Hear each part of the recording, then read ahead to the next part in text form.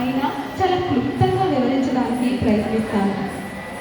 బుద్ధుడు రాహులుడు అనే పుత్రుడు జన్మిస్తాడు.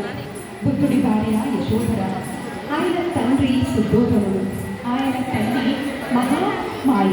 ఆవిడ ప్రసవం తర్వాత చనిపోతుంది. ఆ తర్వాత గౌతమి ఆయన్ను పెంచి పెద్ద చేసిన తల్లి.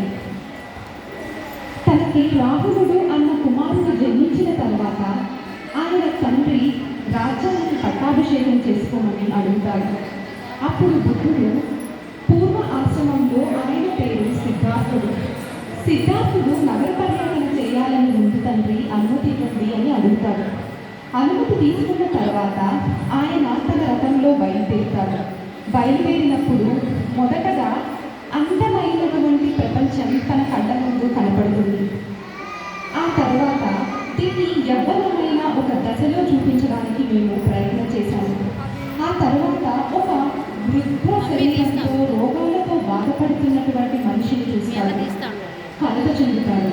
ఆ తర్వాత ఒక శవం ముందు తన వాళ్ళంతా గుండెను బాదుకొని ఏడవడం చూస్తాడు. అది చూసిన సిద్ధార్థుడు చాలా కలత చెందుతాడు. ఒక మనిషికి పుట్టుక ఎందుకు ఉండాలి? పుట్టిన తర్వాత యవ్వనం ఎందుకు రావాలి?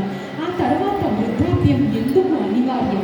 వృద్ధాప్యం తర్వాత చనిపోతున్న ఈ మానవుడు ఎక్కడికి వెళ్తున్నాడు?